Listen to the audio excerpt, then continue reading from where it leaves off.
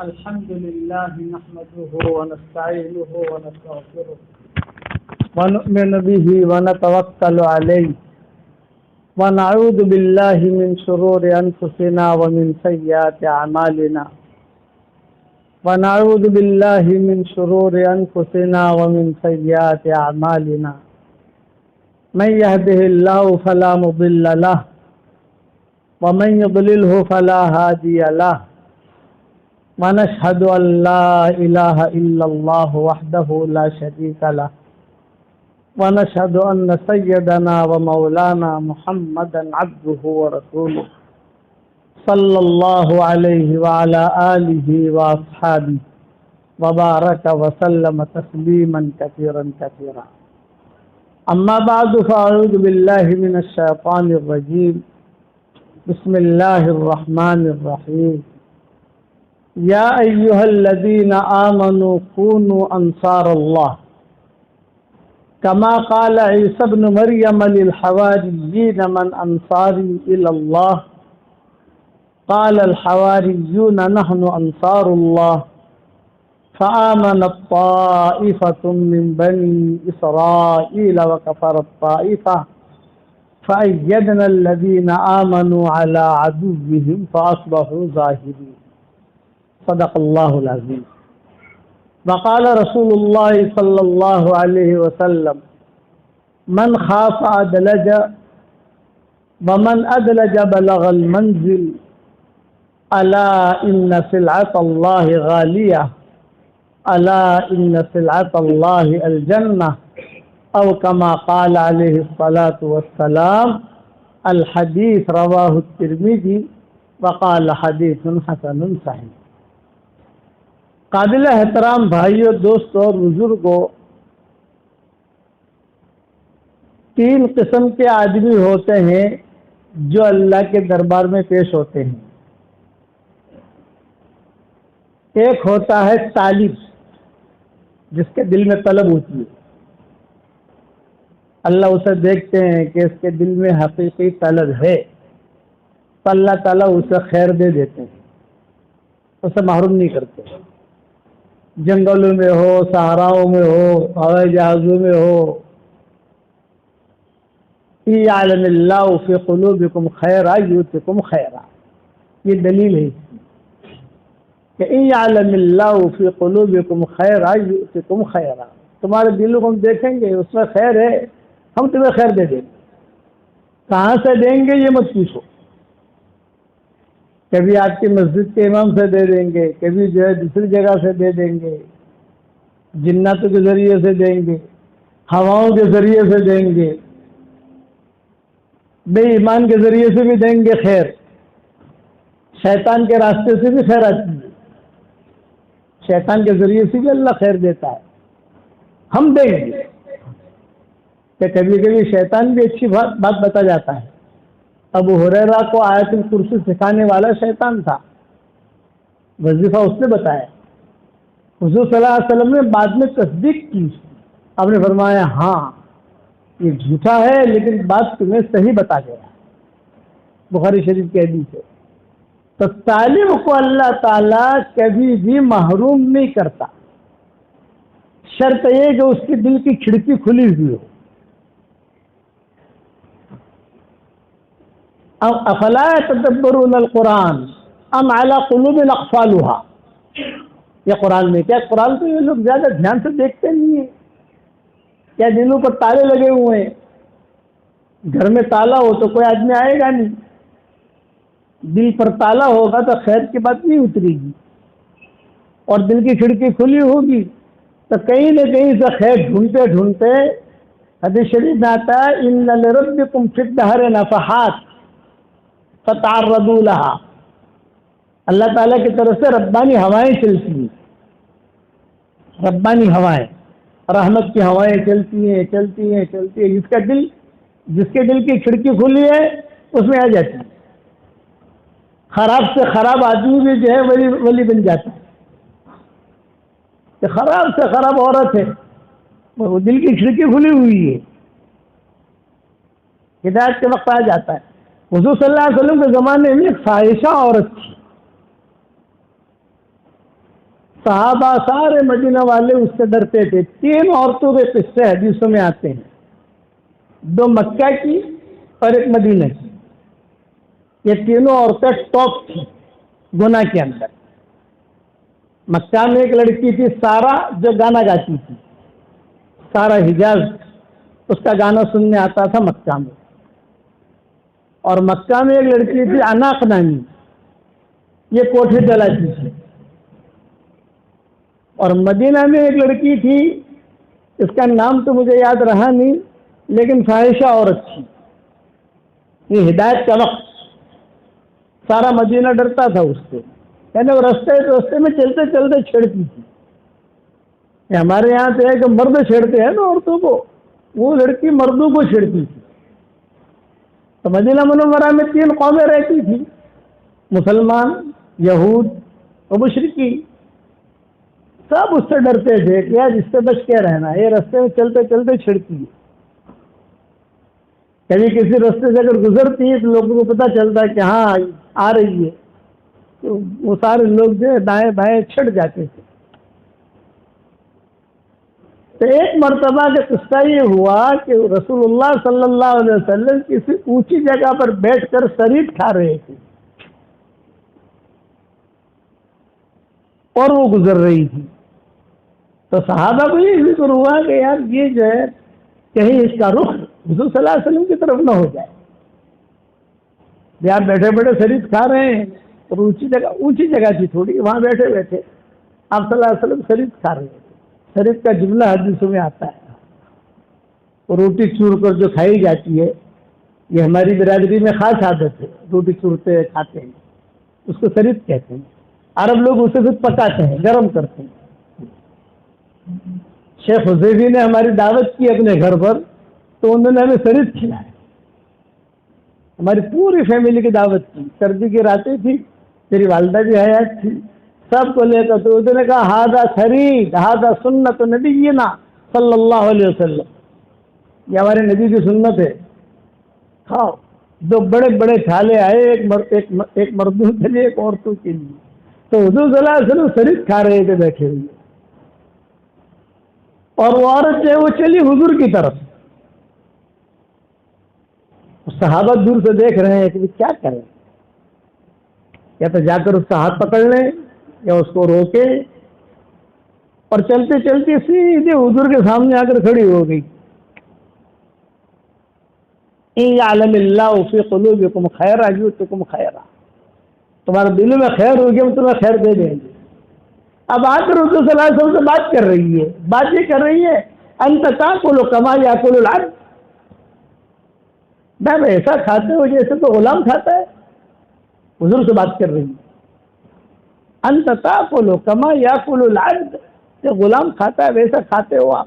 آپ نے فرمایا انا عبد من عباد اللہ, میں اللہ کے بندوں میں سے ایک بندہ ہوں, اللہ کا غلام ہوں, اس طریقے سے کھاتا ہوں. تو دوسرا سوال کیا, انت تاکل وحیدا ولا تطعمونی, اکیلے کھا رہے مجھے نہیں کھلا رہے. وہاں اخلاق تھے حضور صلی اللہ علیہ وسلم کے, بد اخلاقی نہیں تھی. بد اخلاقی کی وجہ سے اچھے اچھے ہیرے گم ہو جاتے ہیں.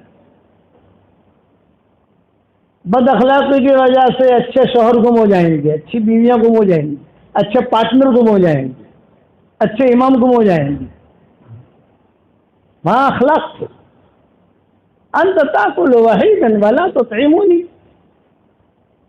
کیا آپ اکیلے کھا رہے ہیں مجھے نہیں کھلاتے. تو آپ نے کیا کہا, بھائی لے کھا لے. آپ نے لقمہ اٹھایا, لقمہ اٹھا کے دیا, لے کھا لے. تو کیا کہہ رہی ہے, نہیں پہلے نے کہا کھا لے, بھائی میں کھا رہا ہوں تو بھی کھا.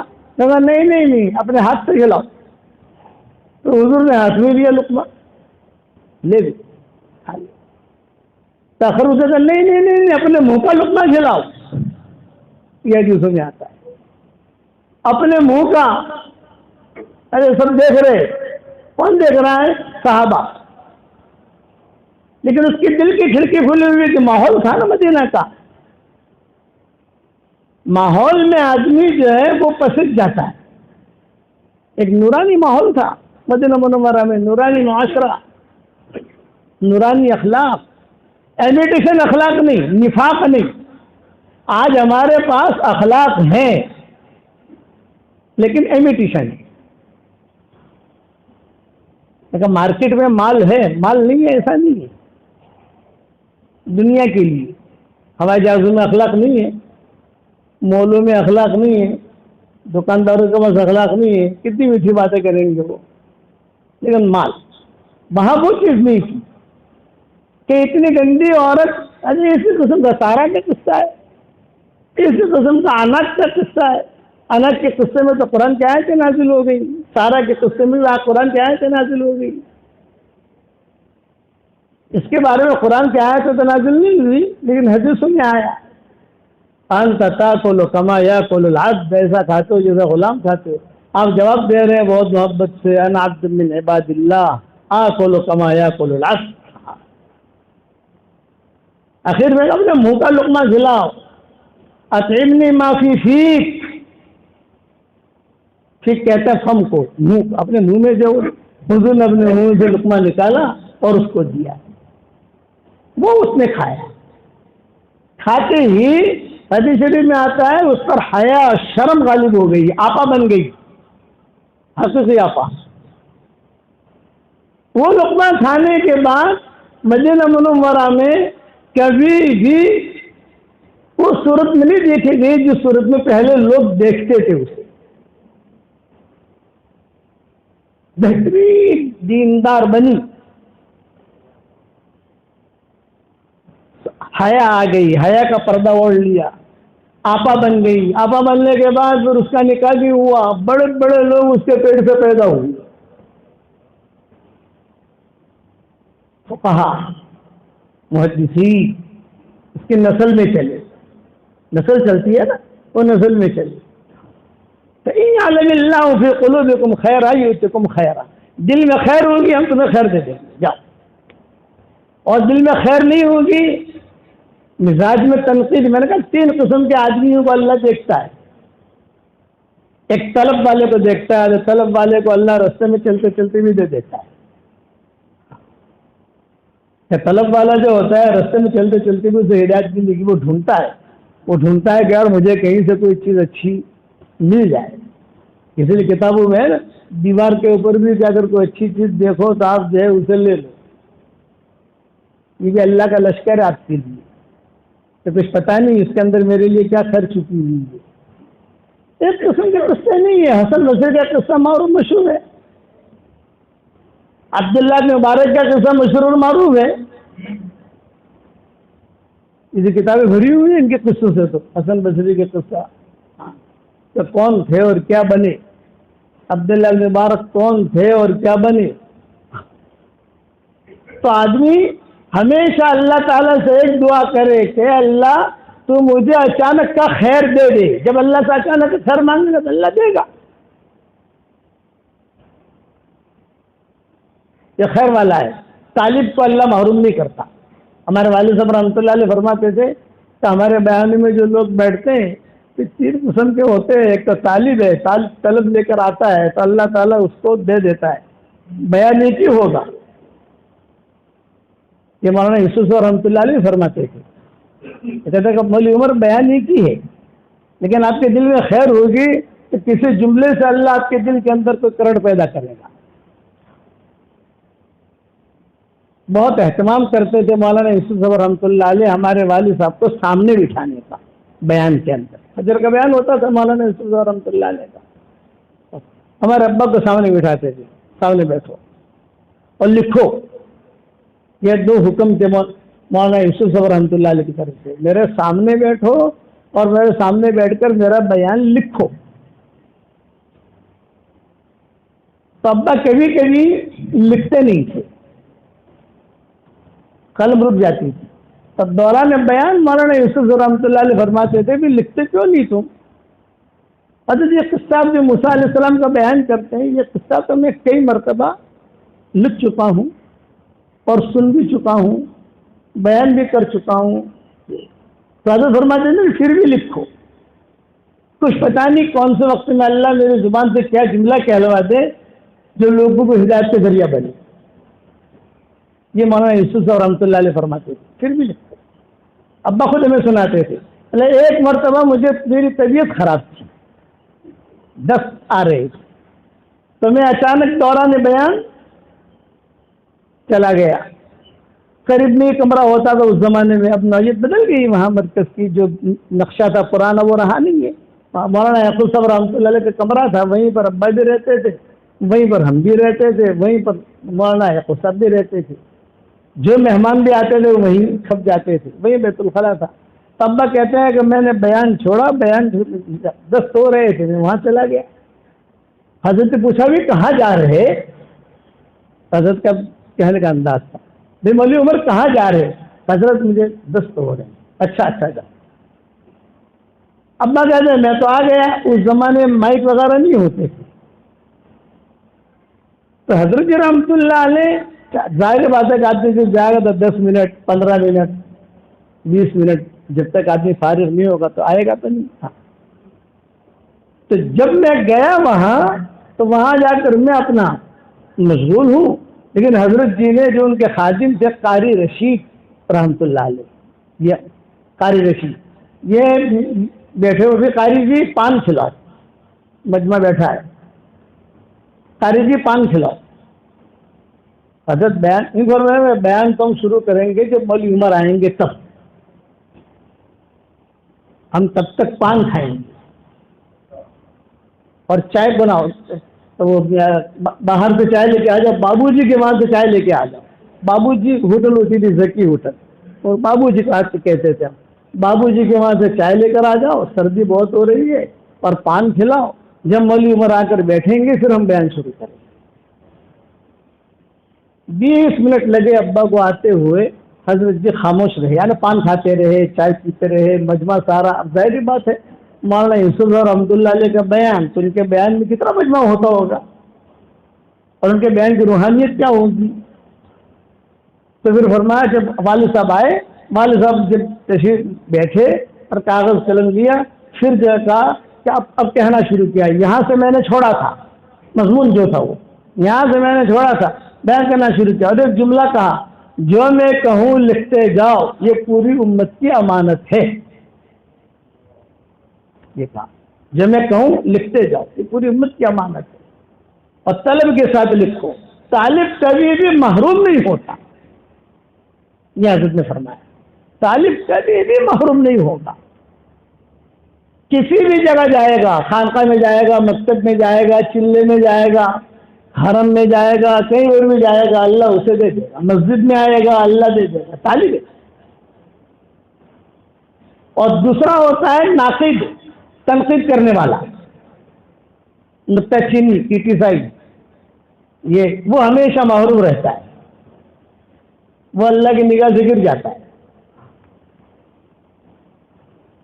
حضور صلی اللہ علیہ وسلم نے حجۃ الوداع کیا، جب حجۃ الوداع کیا تو عرفات میں تھے، عرفات میں جب سورج غروب ہوا تو حدیثوں میں آتا ہے کہ کچھ لوگ آئے حضور صلی اللہ علیہ وسلم کے پاس اور آ کر کہا کہ حضرت سورج غروب ہو گیا ہے، اب ہم مزدلفہ چلیں؟ تو آپ نے فرمایا محل خیر، مجھے ایک ساتھی کا انتظار ہے، میرا ساتھی ہے جو میری اونٹنی پر پیچھے بیٹھا ہے، مجھے اس کا انتظار ہے، وہ آتا ہے پھر چلتے ہیں۔ یہ آپ نے جواب دیا۔ چنانچہ آتا ہے کتابوں میں کہ تھوڑی دیر ہو گئی، سورج غروب ہو گیا، اب مزدلفہ جانا ہے، تو پھر وہی لوگ آئے اور انہوں نے آ کر کہا کہ سورج تو غروب ہو گیا، لوگوں نے اپنے کجاوے کس لیے اور اب مزدلفہ چلنا ہے تو چلے۔ تو آپ نے پھر کہا محل خیر، میرا ساتھی آئے گا تو لے کے چلوں گا نا، میری اٹھنے پر بیٹھا ہوا ہے۔ اتنے میں حضرت اسامہ آئے۔ حضرت اسامہ جو ہے یہ کوئی قبول صورت نہیں تھی، کسی کو بد صورت کہنا مناسب نہیں، اتنا کہہ سکتے ہیں کہ قبول صورت۔ بد صورت کیوں؟ حضرت تو بہت بد صورت ہے یہ نہیں کہہ سکتے، کیوں کہ اللہ تعالیٰ نے قرآن میں کہا ہے هو الذی خلقکم وصورکم فاحسن صورکم، اس نے تم کو پیدا کیا ہے تمہاری صورتیں بنائی اور تمہاری صورتیں اچھی بنے. جسے اللہ اچھا کہے مجھے برا کہیں. اتنا کہ جو آنکھ کو نہ لگے وہ دل کو کیا لگے. قبول صورت میری آنکھیں قبول نہیں کرتی اسے. ٹھیک ہے, تو وہ قبول صورت نہیں تھی. وہ جو اسامہ تو جب وہ آئے تو ان لوگوں نے کیا کہا, وہ جو کہہ رہے تھے نا حضرت چلیں چلیں چلیں چلیں, حضور اللہ کا نبی اس لونڈی کی وجہ سے انتظار کرتا رہا. نہ شکل نہ عقل, کہ شکل بھی نہیں ہے عقل بھی نہیں ہے, اور اس کا انتظار کرتا رہا. حدیث یہاں تک ہے انہوں نے زور سے کہا کہ انتظار کرتے رہے اس لڑکے کے لیے, لونڈے کے لیے. نہ شکل ہے نہ عقل ہے, اور اتنا بڑا آدمی اللہ کا نبی اتنا بڑا, اور عرفات کا میدان, سارے بڑے بڑے لوگ موجود ہیں. تو صدیق اکبر بیٹھے ہوئے تھے وہاں. صدیق اکبر نے کہا ان لوگوں کے نام لکھ لو, ان کے چہرے دیکھ لو, کون سے قبیلے سے ہیں یہ دیکھ لو. انہوں نے تنقید کی ہے عرفات میں اسامہ پر, یہ فتنوں میں مبتلا ہوں گے. یہ ابو بکر نے کہا عرفات کے میدان میں, کبھی ان کو دیکھ لو, ان کو پہچان لو, یہ کون لوگ ہیں, من ہاؤلا, کون سے قوم کے ہیں, کون سے قبیلے کے, یہ فتنوں میں مبتلا ہوں گے. ناقد محروم رہتا ہے. چنانچہ روایت میں یہ تو آپ کا حجۃ الوداع تھا نا, یہ آخری حج تھا حضور صلی اللہ علیہ وسلم کا. اس کے بعد تو حضور صلی اللہ علیہ وسلم کا انتقال ہو گیا. تو فرمایا کہ جب حضور کا انتقال ہوا, قرب و جوار میں جو لوگ مرتد ہوئے, ان مرتد لوگوں میں وہی قبیلہ تھا جس نے عرفات میں اسامہ پر تنقید کی. اللہ نے ایمان کھینچ لیا, مرتد ہو گئے فتنوں میں. تو دوسری قسم یہ ہوتی ہے, اللہ تعالیٰ 3 قسم کے لوگوں کو دیکھتا ہے. ایک طالب ہمیشہ اوپر جاتا ہے. سلمان فارسی میں طلب تھی, وہاں فارس سے اٹھا کر مدینہ لے آئے اور سلمان فارسی بنا دیا. بلال کو حبشہ سے اٹھایا اور یہاں لے آئے. شعیب رومی کو سمندروں میں ڈبایا, جہاز میں معمار تھے شعیب رومی جہاز تھا, وہ ڈوبا. وہ ڈوبنے کی وجہ سے لوگ تیرتے تیرتے سمندر کے کنارے پہنچے, تو شعیب رومی بھی انہی میں تھے. کچھ لوگ ڈوب گئے, کچھ لوگ آ گئے, تو شعیب رومی کو وہاں سے اٹھایا, مکہ لائے. مکہ لا کر اللہ نے ہدایت دی, شعیب رومی بن گئے رضی اللہ تعالی, بڑے آدمی. ابو ذر غفاری بھی اس وجہ سے آئے. طلب کھینچ کے لاتی ہے. اور ناقد جو ہوتا ہے ایک محروم ہوتا ہے. صدیق اکبر نے کہا کہ دھیان میں رکھنا, وہ قوم جنہوں نے عرفات پہ تنقید کی تھی مسلمان تھے, حضور کے انتقال کے بعد مرتد ہو گئے سارے کے سارے. زکوٰۃ کا انکار کر دیا, زکوٰۃ میں رسی دیتے تھے وہ منع کر دیا, وہ ہم نہیں دیں گے. بے اللہ کا نبی کیسے مرتا ہے, نبی تو مرنا نہیں چاہیے, سوالات. حضور کے انتقال کے بعد جو حالات آئے وہ حالات میں, یہ حالات بڑے خطرناک تھے. 25 قسم کے نامناسب حالات آئے حضور کے انتقال کے بعد, 25 قسم کے نامناسب حالات. تو سب سے پہلے یہ قوم کی ارتداد کی خبر پہنچی. تو صدیق اکبر نے کہا میں نے تمہیں کہا تھا عرفات میں نے تنقید کی تھی, اللہ نے ان کے سینے سے ایمان کو کھینچ لیا. اور تیسرا آدمی ہوتا ہے قانع کا, قناعت. ہاں یہ مضمون تو میں نے سنا ہے, یہ مضمون تو میں کئی مرتبہ سن چکا ہوں, ہاں یہ قصہ تو میں نے فلاں جگہ پڑھا ہے, ہاں یہ ابا فرماتے تھے وہ اوپر بھی نہیں جاتا نیچے بھی نہیں آتا, وہ لٹکتا اٹکتا رہتا ہے, وہ منزل میں آگے نہیں بڑھے گا. تو ٹاپ 1 ہے تعلیم, طلب کے ساتھ, جماعت میں جائے طلب کے ساتھ, مسجد میں آئے طلب کے ساتھ, کسی اچھے آدمی کے پاس بیٹھے طلب کے ساتھ. طلب کے ساتھ نکلے گا آدمی تو اسے کچھ نہ کچھ دعا مل جائے گی, کسی کی دعا مل جائے گی, کسی کی نظر اچھی نظر, جیسے بری نظر لگتی ہے اچھی نظر بھی لگتی ہے. العین حق ہے نا, کہ بری نظر لگتی ہے تو کسی اچھے آدمی کی نظر بھی اچھی لگتی ہے, کہ اونچا کر دیتا ہے آدمی کو. حسن بصری کے زمانے میں بہت خراب لڑکا تھا, بہت خراب لڑکا. جوانی میں بچپن میں یتیم ہو گیا. ماں تھی, بہت مال تھا اس کے پاس, ایک ہی لڑکا. جوان ہوا تو جوانی میں اس نے پیسے اڑانے شروع کیے. ماں نے جو ہے اس کی تربیت کی وجہ سے دوسرا نکاح نہیں کیا, حالانکہ مال بہت تھا. حسن بصری کے زمانے میں قصہ معروف مشہور ہے, بہت مالدار عورت.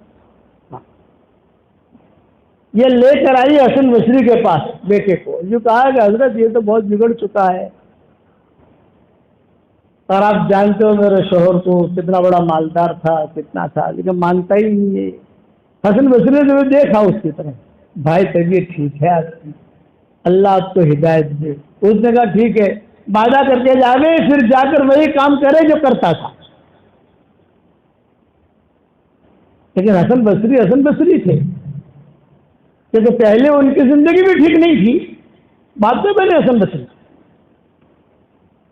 عبداللہ بن مبارک تھے, پہلے زندگی ان کی ٹھیک نہیں تھی, لیکن بعد میں بنے عبداللہ بن مبارک. کبھی بھی ہماری شریعت میں مایوسی نام کی کوئی منزل نہیں ہے. مایوس ہو جائے آدمی نہ, لیکن امت جو ہے وہ سوئی ہوئی ہے, مری ہوئی نہیں ہے. سوئے ہوئے کو جگایا جا سکتا ہے, مرے ہوئے کو نہیں جگایا جا سکتا. کوئی مر گیا تو کیا جگاؤ گے آپ؟ کوئی آدمی اپنے ہاتھوں سے اپنی دونوں آنکھیں پھوڑ دے, پھر اللہ سے روشنی مانگے تو اللہ روشنی دے گا اسے؟ اپنے ہاتھوں سے اپنا دل ختم کرے آدمی, پھر کہاں سے دن آئے گا اس کے بعد؟ اس لیے دل کی کھڑکی کھلی رکھو. حدیث کی دعاؤں میں آتا ہے, اللہم افتح اقفال قلوبنا, اے اللہ میرے دل کی کھڑکیوں کو کھلا رکھ, تالا کھول دے. بس وہ طرف کھلا رہے گا تو ربانی لہریں چلتی ہیں, کبھی تہجد میں چلتی ہیں, کبھی اجتماعات میں چلتی ہیں, کبھی دینی مجلسوں میں چلتی ہیں, کبھی جمعہ کے دن چلتی ہے, کبھی اچھے مہینے میں چلتی ہے, کبھی کوئی قصہ سن لیا اس پر چلتی ہے, اور دل میں چوٹ پڑ گئی اور آدمی چل پڑا. اس کے موت کے وقت قریب آ گئے نوجوان کے, تو اس نے کہا کہ اللہ پاک معافی مانگتا ہوں, معاف کر دے. انتقال ہوتی ہی ماں نے کہا کہ اس کا جنازہ کون پڑھے گا؟ حسن بصری نے دروازہ کھٹکھٹایا. کون؟ حسن بصری. اوہو, میرے گھر پر حسن بصری. آدمی کو خوشی ہوتی ہے کہ اتنا بڑا آدمی, کسی اللہ والے کا قدم آپ کے گھر میں پڑ جائے, یہ بھی سعادت مندی سمجھو. کہ اللہ والا آپ کے گھر میں آ جائے, وہ بڑی چیز ہے. ارے میرے گھر پر حسن بصری, دروازہ کھولا. ففتحت الباب. یہ کہاں ہے بیٹا؟ یہ کہنے میں قرآن کا درس تیار کر رہا تھا, تھوڑی آنکھ لگی تو میں نے خواب میں دیکھا کہ کہنے والا کہہ رہا ہے کہ حسن میرے ولی کا انتقال ہو رہا ہے, جنازہ پڑھو, اس پر تمہاری بھی مغفرت ہو جائے گی. حسن بصری نے خود میں اعلان کے, بڑے آدمی تھے, اعلان کیا, ہزاروں آدمی آئے. حسن بصری نے جنازہ پڑھا, جنازہ پڑھ کر اس کو دفن کیا. رات کو خواب میں دیکھا کہ وہ لڑکا کہنے والا کہہ رہا ہے کہ حسن بصری, اللہ نے جس نے جنازے کی نماز پڑھائی اس کو بھی معاف کر دیا, جس نے پڑھی اس کو بھی معاف کر دیا, اور جس قبرستان میں یہ دفن ہوا ان سب قبر والوں کو اللہ نے معاف کر دیا. یعلم اللہ فی قلوبکم خیرا یؤتکم خیرا. اللہ تعالی ہم سب کی دل کی کھڑکیوں کو کھلا رکھے, بند مت ہونے دو.